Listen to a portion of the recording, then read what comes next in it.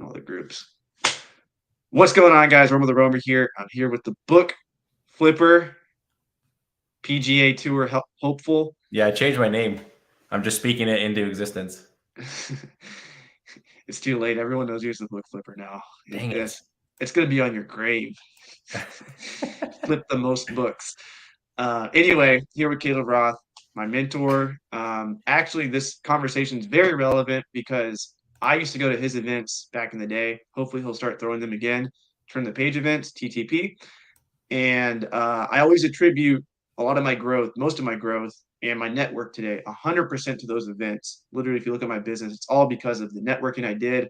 And I paid to go to these events back in 2018, 2019. I think those are the only 2 years I went because then 2020 happened and we had one event in We did 2020, one in right? 2020. Don't sell us short. Come on Yeah, now. and then it was over with. So now I'm doing the events, and we're gonna be talking about Miami 2022. And last year we did Miami 2021. For anyone that didn't know or doesn't know what these events are, basically we invite a whole bunch of different Amazon sellers, except for drop shippers. Those are the only guys we don't invite. Everybody else we invite.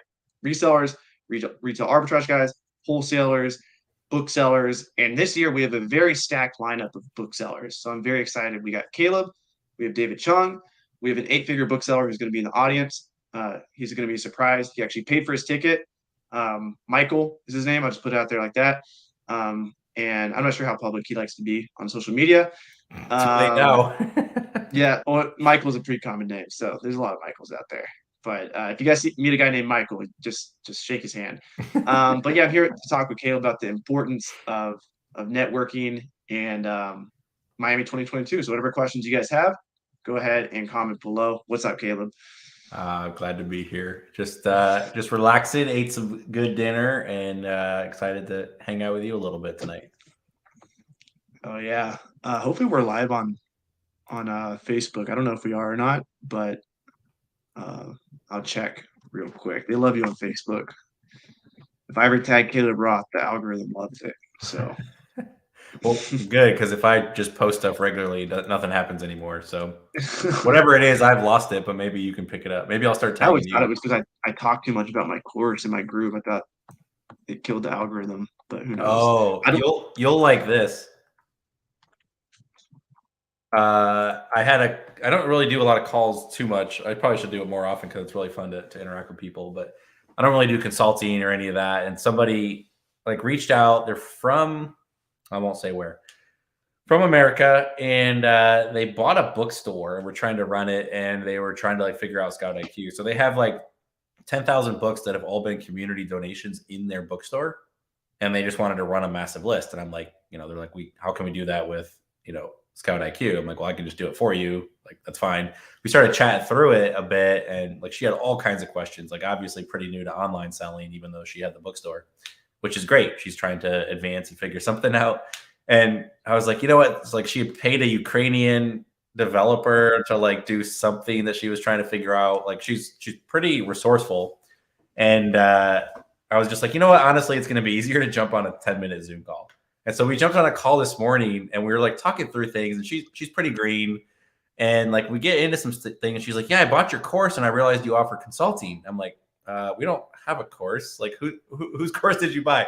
I don't know, but they had this thing like, ending soon and we had to jump in to claim the bonuses. I'm like, oh, you bought Romer's course. And she's like, oh yeah. She's like, well, who are you? I'm like, well, I'm the guy that made the app you're using. Like, that's my company. And she just like starts laughing. She's like, I am so sorry. I was like, no, it's great. Like, we talked through some things and got through some questions, which was That's funny. hilarious. But she was talking to me because she bought your course. So Yeah. I actually talked about you in the webinar, so she's probably like, "Oh, you're his mentor." maybe she just thought I was either you or just got confused or whatever. I She's think like, I bought your that course. happens quite a bit. I think the reverse happens too. People think we're Scout IQ and they reach out to us, so we just answer the questions now. We don't even like refer them to you guys anymore. It's just like we might as well just answer half of these questions because they're so simple. Yep. And it's fine. It's one of those things like, hey, at least that's one of the benefits of all playing nicely in the pond together is that some of those things can happen.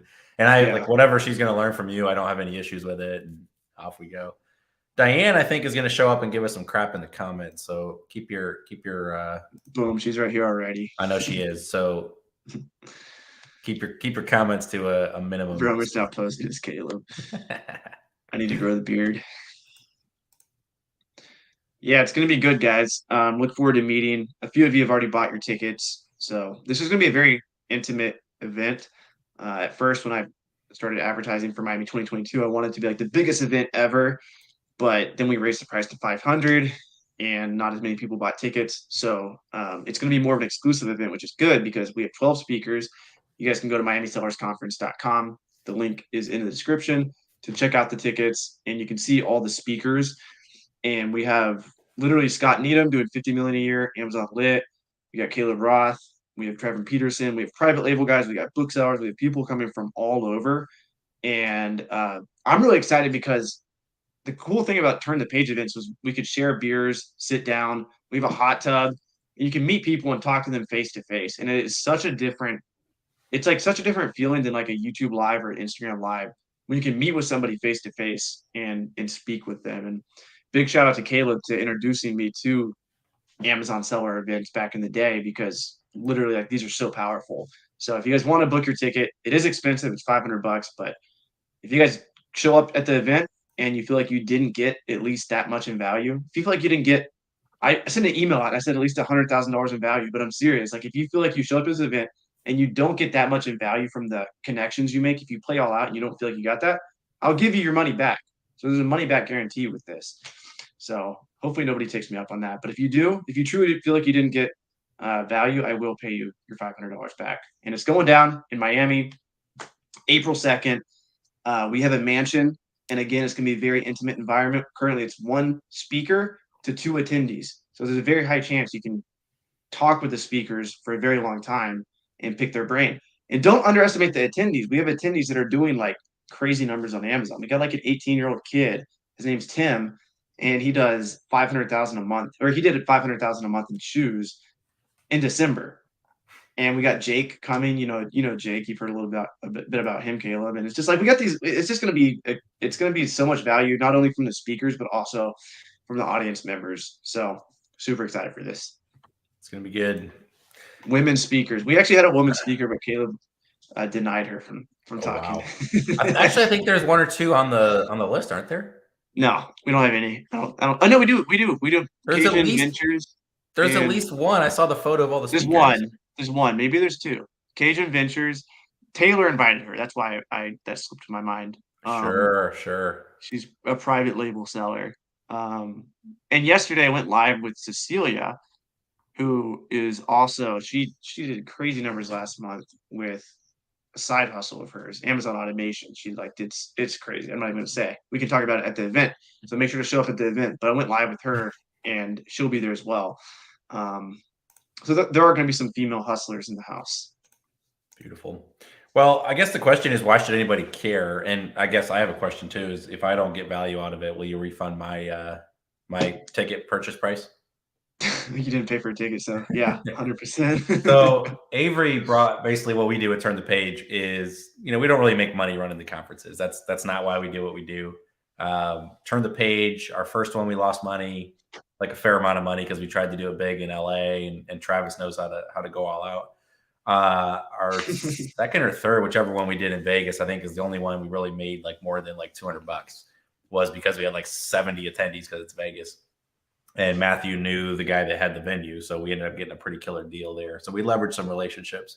But it's not about, like, for those of you that are looking at, the price, and, price is hard because, now that I know what I know, I'd pay a lot more, and, it is what it is. But don't let that deter you as well.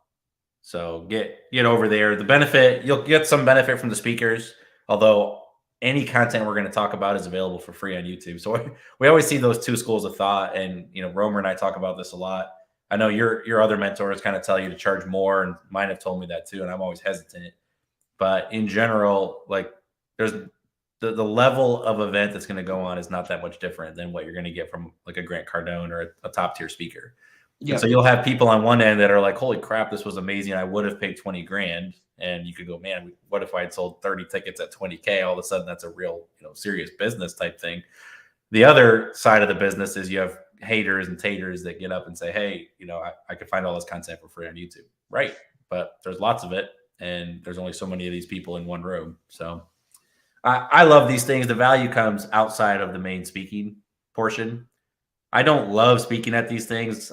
Even though I do it, if like You do a great job though. Like not that I do it a ton. I get nervous because I even though I do this, your talks are always like my favorite. well, maybe we share the same language, but you just have all that self doubt too, like the self talk. Oh man, I don't belong here. Why would anybody care about what I have to say? Why would they care about books? Why would they care about business? Last year, I think I talked about margin. And it's so nerve wracking, even though like I know that it's fine. You just have all this negative self talk that comes out. So maybe I should dig into my heart and figure out what's going on there. But anyway, you don't show it for sure. You definitely do a great job of not saying a lot and articulating your message well. Now I'm going to be nervous the rest of this speech about not saying the word. So yeah, the real benefit comes from talking to each other around coffee, talking around lunch, going out. And, last year we went, and for those that were there, you actually saw the book flipper attempt to dance, which doesn't really happen. So that was pretty cool. It's just fun. So a lot of those side of things come out. And even if you're not like this, I love your conferences because they're not just books. That's a big question I get is like, when are you going to sell something else, or why don't you sell something other than books? And the reality is I've just chosen to focus, and I'll share my philosophy there. But it's just really encouraging to hear what other people are doing outside of books, shoes, private label, the wholesale formula guys, everything. So it's fascinating to hear. So take what other people are doing in other businesses and the skills that it takes to become a better person and a better business leader are transferable. That's what they taught us in school. So anything you're going to pick up there, I just said, but anything you're going to pick up there, even if it doesn't apply specifically to your business, like let's say you're not a bookseller and I'm talking about something, you could still glean some information from what I say and apply that to your business. Like steal the best things I'm doing. Don't steal my clients, don't steal my software code, but steal the best things I'm doing and apply them to your business. And I guarantee you'll come out further ahead because of it. Yeah. And this is kind of a side note, but last year I kind of was a little bit bitter towards some people's perceptions of book selling because you and I, what we have going is we also have our personal brands, and restricted inventory is pretty unique. And then you also have ScoutIQ and eFlip. So like people almost look at us as like exceptions. At least maybe I'm projecting this, but I felt like a lot of people, not a lot of people, but I definitely talked with a couple where like it's like, yeah, book selling is great, but the way you guys are doing it is different. And this year I invited two seven-figure booksellers. David Chung is one of them, and then the other guy I was speaking about earlier, who are both going to be there, and then TJ and Lisa as well, who are six-figure booksellers, but they just started. So this event's going to be it's going to have more booksellers this year. And then we also Can you have refer now to me as a because former seven-figure bookseller, please? oh, you're former, you're not anymore. No, I think I only did like 420. You will this year though. I'm pretty sure, right? Me this year? You'll come pretty close. I mean, you told me something that made me think you would hit seven figures this year. In the book side, I mean, we do a lot of stuff of books outside of Amazon now. So if you looked at all of my books, seven figure, that's what I mean. Seven figure. You don't think you'll do seven figure book sales gross, like including not on consignment? Amazon. If I looked at everything else, yeah, like wholesale and all the other places we send books. I That guess counts. I should probably look at that. Just on Amazon though, I was a seven-figure seller, and I've kind of peaked off of that. And Yeah, consignment's a but big I chunk, mean, but wholesale's a big chunk. yeah, I guess that's why some people would say like me, you, Reezy, who else is a bookseller that has a personal brand? I mean, all I can think of is like Greg Murphy. Who else am I leaving out that is still active? That's a bookseller. Nathan Yep. Holmquist. There's Jim Pickens, but he doesn't really sell anymore. I guess people would just say that like social media is what selling courses, selling software, selling something else. But I did invite actual real booksellers that have very little social media presence, if any. And so not only is going to be, it doesn't matter if you want to be a bookseller or not, but the reason why I invited them is because they inspire me, and I want to connect them with other people in the community, like wholesalers and like private label guys. And I always think that book selling is like for like to graduate in book selling, you have to be kind of like a more mature person in terms of like not mature, but like it's like almost like more old fashioned. It's like you have to like manage a bunch of people at scale. Like once you decide to go that route of like having a big warehouse, you have to like really be it's almost like business how it was back in like the 1900s. You know, it's like you have to You like you you need can't to have. I don't know about that. You need to have discipline. That's for sure. I it's more of like a warehouse business I look at, like and like just efficiency Yeah. and but the cool thing about social media and that a lot of people are seeing now is like you can be not an idiot, but you can be an idiot and you can grow a huge social media following. And and it's like we have this infinite leverage. And I think private label guys feel that a lot more than booksellers do when it comes to Amazon because they have that brand that can just grow. Whereas booksellers generally don't experience that brand type exponential growth. Booksellers experience the growth where it's like slow and it's yes, there's great returns. You buy a book for $1, a penny, or whatever, and you flip it. But in order to scale that, you have to be really good at keeping a lean operation. And a lot of people, I feel like a lot of people struggle from going from like 10,000 a month to 100,000 a month in books. And so that's why I like bringing everyone together and showing them, okay, here are people doing 100,000 a month plus in books, and here are people. Here's like an 18-year-old doing 500,000 in shoes. So there's also this route you could choose if you wanted to, and then here's a wholesaler, and then here's a private label guy, and then you realize you have options, and if you think that book selling is your strength, you can choose that. You know, Yep. so Well, again, there's so much that's transferable. So do what you're, start with whatever works. My big thing is start up, just get started. If you love shoes, if you're passionate about shoes, then just start with shoes. Get your first sale, and once you learn how to make a dollar and see that process, it becomes addicting, and it's very you're very curious and trying to figure out what'll get you the next dollar. exactly. Yeah. And just seeing people and meeting them in person, it really kind of inspires you a little bit more. Once you see these people and you're like, oh wow, this person's doing it, Yeah, yeah. Some you people you meet and you're like, man, I am overwhelmed. I could never be that person, right? And so you just like you're self defeating. The other school is like the nerd in the corner, which that's totally me. And you're like, that kid's doing 500,000 a month, gross sales, whatever. It's like, man, if he could do it, I could do it.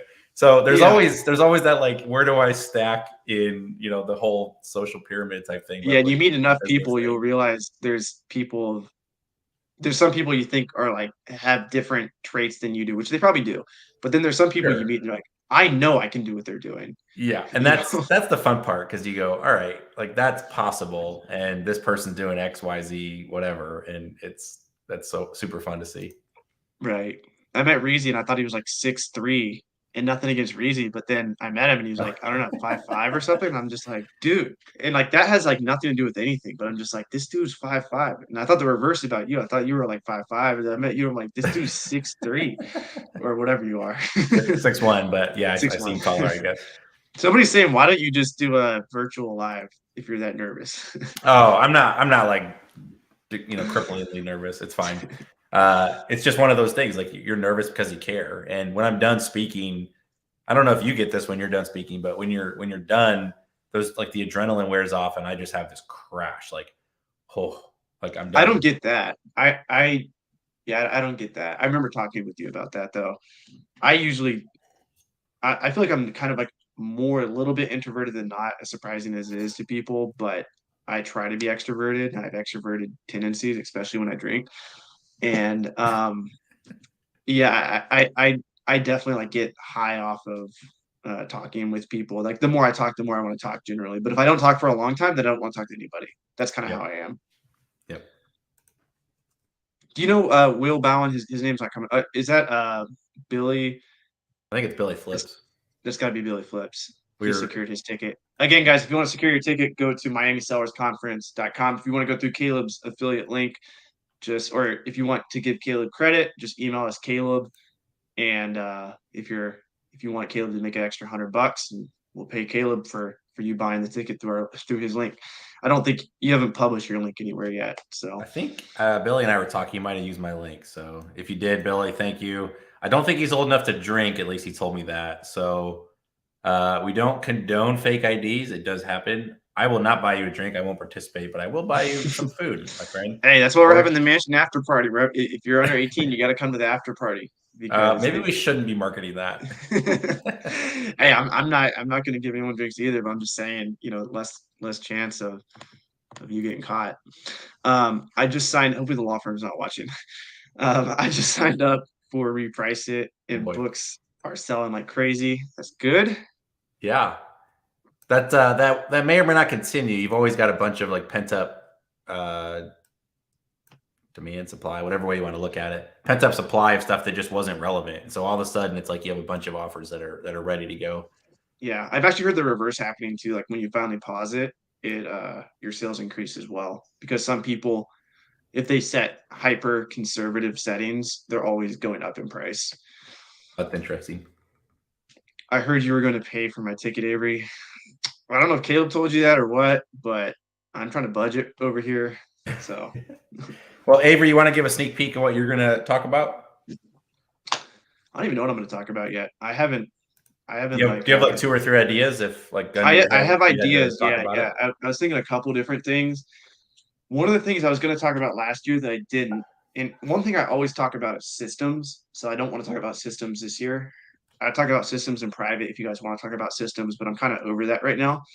Um, I think I was going to talk about luck and like kind of Nassim Taleb's philosophy on just things happening and the importance of not just like I'm not just trying to sell the event here. Like I don't care if you guys come to the event or not. Like this point is relevant, but just putting yourself out there, like having an antenna that is out there in the world, whether that's TikTok or social media, whatever, or whether it's you getting off the couch and talking to your neighbors. Doesn't matter who you talk to, doesn't matter if they're business people or not, but just the mere idea of just creating energy and talking with people allows for opportunity to be presented in front of you. And so people that complain about opportunity not happening usually aren't putting that antenna out there. So even if Caleb didn't have any software to sell you guys, or if I didn't have a course to sell you guys, our social media presence would still be huge to us, huge in value because so many people reach out to us with different deals and different opportunities that would never exist if we didn't post on social media. Social media is a great example of it because it's leverage. But even if you don't post on social media and you just go out in the world and you talk to people, that is a form of putting yourself out there. So if I can, hopefully that makes sense, but if I can articulate myself well and I can come up with a little presentation that's relevant to Amazon sellers, that's probably what I'll talk about. But maybe um, if I don't talk about that, I think I'll talk more about the scalability of brand awareness in the context of resellers. So like booksellers are always, thinking of even arbitrage guys, retail arbitrage are always thinking like, how can I find a product and flip it? And they're not thinking as much about building a brand in the context of their business. And I think that's what I've done with restricted inventory. And I think if more people kind of thought that way, they would have products come to them consistently. What are you going to talk about? Let's refine yours a little bit first. I think because what's going to happen is a lot of people do want to have their own personal brand, which is great. I think that's phenomenal. That's a way that things can keep coming back to you over and over again. I would distill that down to an even more generic truth that is simply do things that exists after you stop doing them. So that's like putting up a sign that says, "Hey, I resell books," or putting up a post or get some SEO or a website or a YouTube video. Any of those things, like, because what most of us get started doing, and you and I talk about this a lot, is like I wanted freedom. That's why I quit my job. That's why I went and got into books, and I got it. I got to pick which hours I worked, but I was still trading time for money. So I quit my job and I was a business owner, but I really just owned a job. That's all it was. I didn't really own a business. If I stopped working, I was the business. If I stopped working, the sources stopped coming in, the book stopped coming in. So I was trading my time for money, and it was good and it was worth it. And I got to pick the hours, and that was really important. But I had to then get to the next step and graduate, which was how do I go to where books come in, whether I'm doing it or not. So you have to have the systems, which is good. And that's what you've talked about in the past. But I think your other point, which is, create a brand or do something that scales. is kind of do something that continues to work for you. Everybody wants that passive income, but we can kind of have little nuggets of that. Every day someone's watching a YouTube video of mine, and I get paid my It's crazy. $11 commission from YouTube. But more importantly, people are seeing that. It's building that awareness, that brand Yeah. equity. But if you're scared and don't want to do content, don't want to put yourself out there, that's fine. What else can you do? I've got a couple little websites out there that are, very specific to buying books. I don't really share them publicly, and they don't really do a whole lot. But maybe once a month, maybe once every 6 weeks, I get a random call, and it's somebody that's got a collection of 30,000 books, and maybe I can help them out. So I think I would further distill your idea just one step out further, which is do something that works even when you're not working, whether that's systems, because that works for you, or whether it is some kind of a marketing thing or personal brand or whatever else. Because if you just say personal brand, you'll lose half the audience that just doesn't care. Yeah, yeah, exactly. Yeah. And almost all these things exist on the internet, I would say. Yeah. Yeah, most of them do, unless you have like a sign somewhere, or unless you just create massive word of mouth brand awareness, Yeah. you know. So that's So that's that's my thought based on what you're saying. Um, you asked me what I would talk about. I haven't isolated it down just yet because again, not everybody's a bookseller, not everybody cares. I probably some kind of a combination of systems, and I'll probably reiterate a lot of what I talked about last time, just with what I've learned in the last year, just more about living with margin. And I think that really applies to your personal finances, your own personal life. The idea of allow for a little bit of slop because life is sloppy. So, most people, whether they make, 40 grand a year or 400 grand a year, live paycheck to paycheck. And that's not always a dig. It's not always an issue. But when one thing goes wrong, I hit a pothole and I, broke a rim on my car and I've got to get a new wheel. You get one thing that goes wrong. And if you're living really, really tight, you don't have enough wiggle room to care for that. yeah, And so it's that kind of mentality that also then allows you to then take risk. You're building software right now. You haven't made a penny selling it yet, and I know you spent a pretty good chunk. If you had no margin, if you weren't setting aside money, if you weren't, getting investment somehow from your own business, or maybe you're robbing banks or getting money from friends, I don't know. But if you didn't have a little bit of it's margin, all me right now, unfortunately. It's all well, you my couldn't money. you couldn't take those risks. Yeah. Yeah, So and the cool thing about software is it's infinitely scalable, like in the sense that you build a solution for people. So Caleb's built, I think the most cool thing you've done with Scout IQ is you made eScore a thing where it wasn't before. And yes, people copied you, but it's actually kind of cool that they copied you because now like everybody gets access to this. So even the competition gets access to it, which in a way kind of sucks because you're like, these guys copied me. But it's kind of cool because like you just innovated the whole marketplace. And I think that that's like some people look at that and they're like, I could never do that. I could never build a software. But then I think people discredit social media because it's like on your phone and it kind of has like this bad reputation. But what a lot of people don't realize about social media is it's kind of the same thing as software. It's just like this evergreen thing that's just on repeat. Like it doesn't take any more energy. Like there's 12 people, 10 people watching right now. And it doesn't sound like a lot of people, but probably 100 to 300 people will watch this over the next week.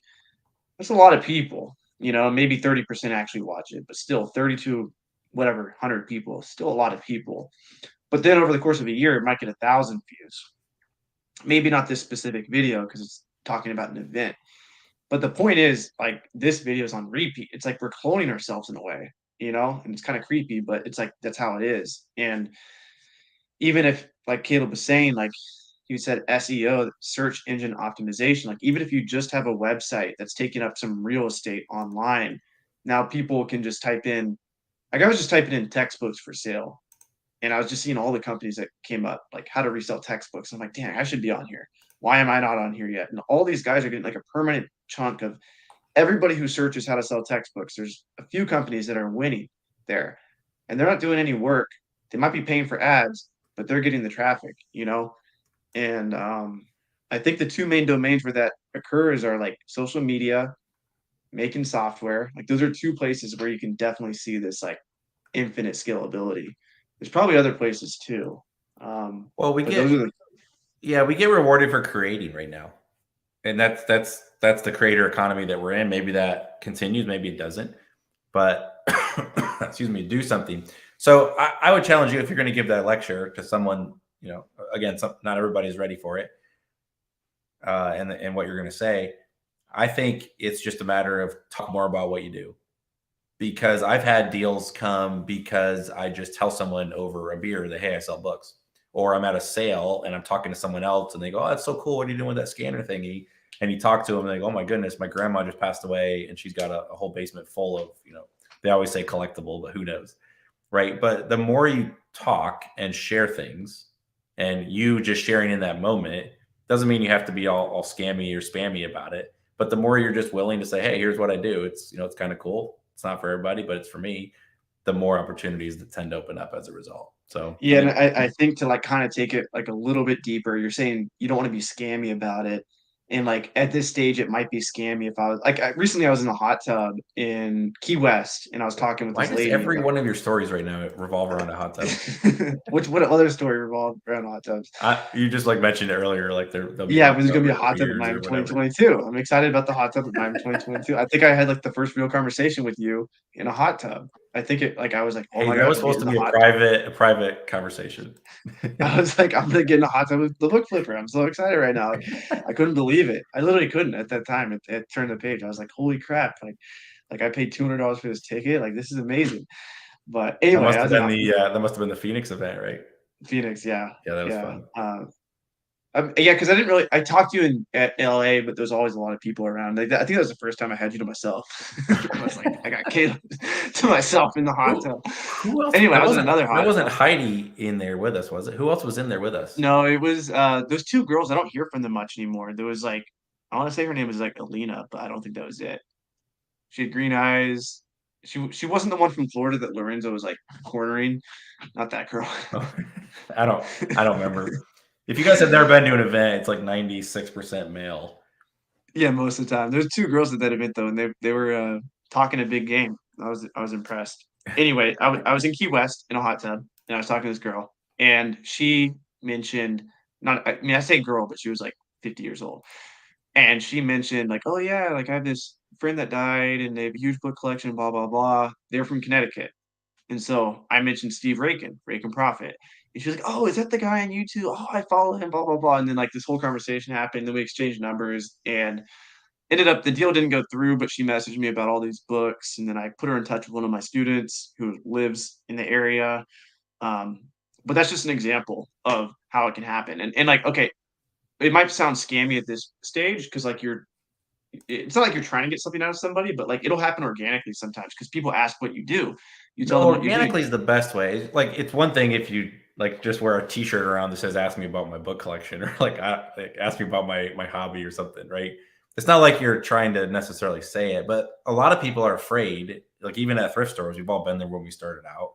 It's like this is intimidating. My scanner might be beeping. Like Yeah, everybody's looking at me. Well, no one really cares. But it's that turn the volume up mentality on of that like, bad boy. huh?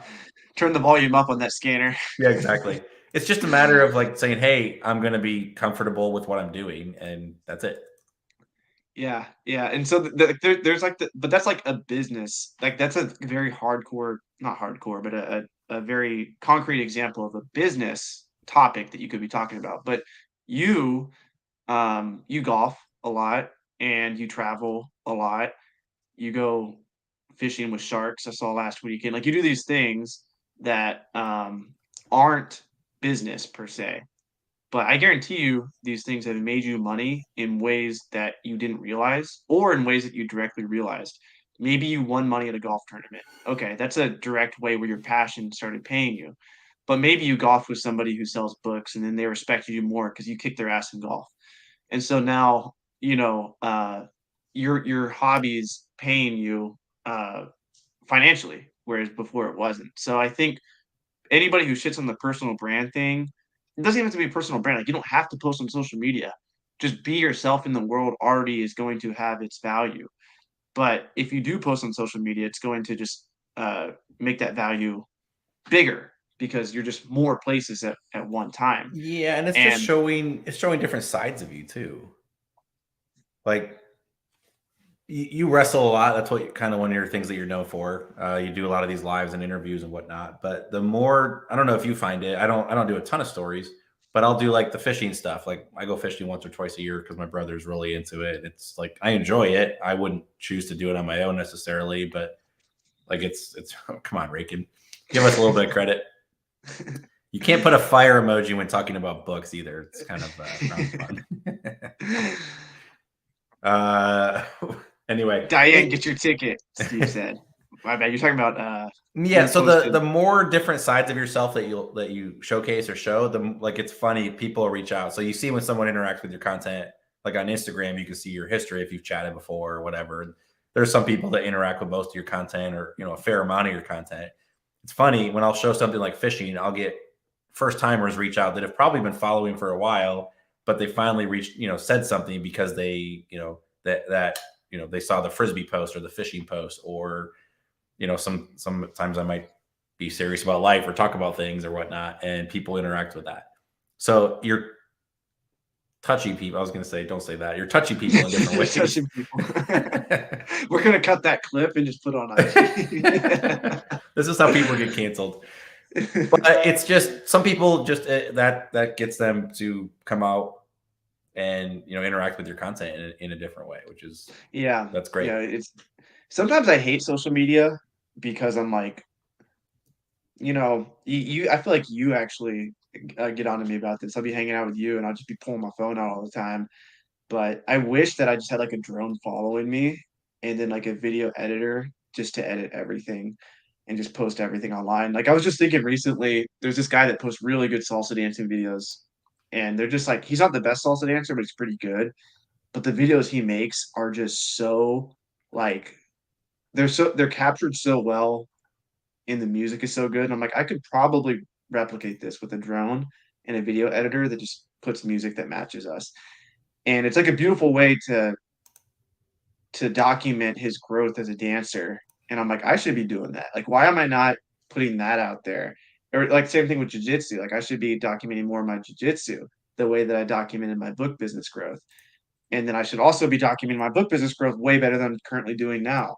And it's hard, but and sometimes I think the issue that people run into is like comparison and they start making content to create rather than just document. Shout out Gary Vee. Gary Vee always talks about document, don't create. And people are creating content with an ulterior motive to do something.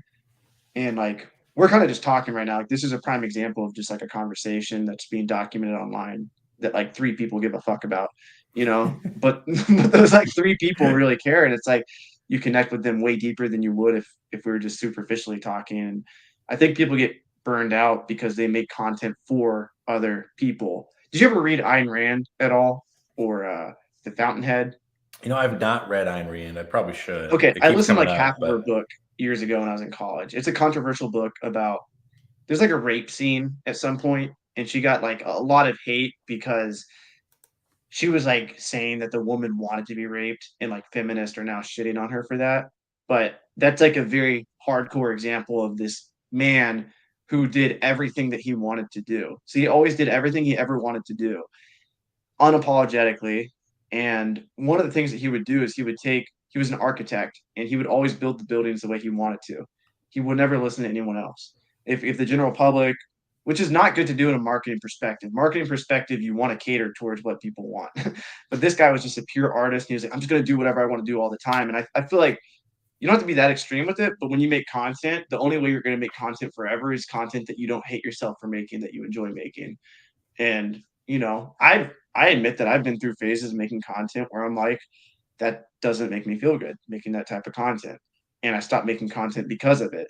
And I feel like the only way that we're going to be in this long term is just do what makes you feel good, what makes you happy, what is not bearable, but what you don't mind sharing with the world, and do it in it's a way, preferably that helps people digest your content in a meaningful way. If you can do those two things, make it digestible and also make it true, like document, that's good, you know? Be authentic. That's what it comes back to. Is there's so Yeah. many different stories, and yes, there is somebody that is a better salsa dancer than you. There's someone that's a better golfer than me. There's someone that's a better everything. But I guarantee that if you do the Venn diagram of salsa dancers and booksellers and software creators and wrestlers, you are the best of that intersection. Yes. Yeah. So your content, yeah, you're gonna piss people off when you're doing salsa dancing. Hey, I came here to learn books. Please, do this. Literally, I get comments like that. I don't know if you've seen them before. Oh, People are like, I didn't come here to.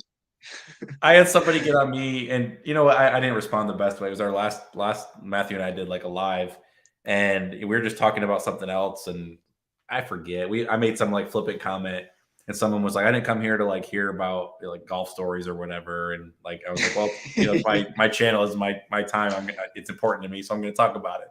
And they got like all indignant, and on one hand, it's like, come on, like live a little. But on the other hand, it's like, man, there's people out there that are that hungry for good content and they didn't want to waste a single minute, which I appreciate. Like I understand that. But at the same time too, it's like, be stretch into all those different areas of your Venn Yeah, diagram. those are the comments that make me mad. The comments that make me mad on a bad day are the comments that like revolve around some idea of a fake guru, because those are the comments that like hit my core, because I'm like, damn, like, am I a fake guru? But like comments like, stick to the fucking point. Like those never really upset me too much, because I'm like, okay, I see where they're coming from. Like they came to learn money, but they're not going to get that from me long term, because I believe at my core that if I posted things that didn't make me happy all the time, I wouldn't post anymore. I would just stop. And so I look at it as like a necessary evil for me to post my white ass salsa dancing or jiu-jitsu, or maybe I go traveling for a while. And if I would rather post those things and have people unfollow me. Taylor Jones, my old roommate who just moved to Costa Rica. He signed a 1-year lease in Costa Rica, by the way. Did he really? Yeah. And he's like Airbnb it out to people. Um, but he's seen 200 people unfollow him over the last few months. He's losing followers because he's posting videos of him like shitting on a volcano. Like he's on a volcano taking a dump, like making a video. And it's like, well, of course, some people are going to unfollow you because you post stuff like that. But like, if that's your truth, man, document that shit. Literally. The used book guy and Rake and Profit. Rake and Profit gave $10. Said who's getting their ticket at Miami 2022. It's going to be amazing. Rake and Profit will be there as well. He will be speaking Yeah, about buddy. flipping on eBay, flipping in general. He's really been stepping up his eBay business. Last I talked to him, he said he wants to get to 40K in sales a month. He's flipping from eBay to Amazon. A lot of slow moving items, but it's pretty interesting hustle. So he'll be talking about that, doing some Q&A, and then the used book guy. Do you know this guy's face? I don't know his face. I appreciate everything you two have done in the book selling community. Appreciate you. I know the face. I think he's got a pretty good YouTube channel. I think speaking of documenting, I think he's putting videos up 2 or 3 times a week. Okay, the used. I book subscribe guy. to him so I get notified, and He looks familiar. I feel like I should know his name. The link is below, guys, if you want to check out the ticket. And if Caleb made you buy, go ahead and put that Caleb made you buy. Just reply to the receipt that you get and just put Caleb, and we'll make sure to give Caleb some beer money for Miami It's like the 2022. devil made me do it, but Caleb made me do it. Let's go with that. That'd be great. I think that's about it. I got my friend here who I'm gonna go see downtown Nashville. One of my best friends. So I'm gonna go out, not even network with him. I was gonna say network with him, but he's just a buddy. So it's just gonna talk. Not Have a everything couple has to be beers. business. We'll go have fun. Yeah. Enjoy. For those that are still on the fence, come on down to Miami. We'll have some fun. There's probably an after party or something too, but really, Yeah. Well, we were just thinking. We went live on Instagram, and Carter was like, Carter Maxwell. You know that kid? mm-hmm. He was like, what are we doing Friday? He kind of put me on spot, and I'm like, damn, I guess we gotta do something Friday now. So there probably will be a networking event Friday, like dinner or something. There's definitely one on Saturday, but I think we're only gonna do it for mansion members because we have 12 speakers, which is already a lot. And whoever decides to come to the after party, which is an extra $200, I know it's a little bit expensive, but we have a mansion we want to basically make this an exclusive event for you guys. So a lot of people have already signed up for the after party. If you guys do sign up for the after party, you will have an exclusive dinner with the speakers. And then on Sunday, Friday and Sunday, there's gonna be tons of networking opportunity. So it's gonna be a great weekend. I recommend getting there Thursday, maybe early Friday. We'll be making a Facebook group or a Discord group so everybody can network with each other. Again, that's the value of this event. And yeah, tickets are available at miamisellersconference.com. If Caleb made you buy, reply to the ticket once you get the email and put Caleb or put the book flipper, and we'll get him a little kickback. And that's it, guys. Appreciate everybody tuning in. Appreciate you, Caleb. And Betcha. yeah, I'll see you soon. Have fun in Nashville, and we'll see everybody in Miami. Much love.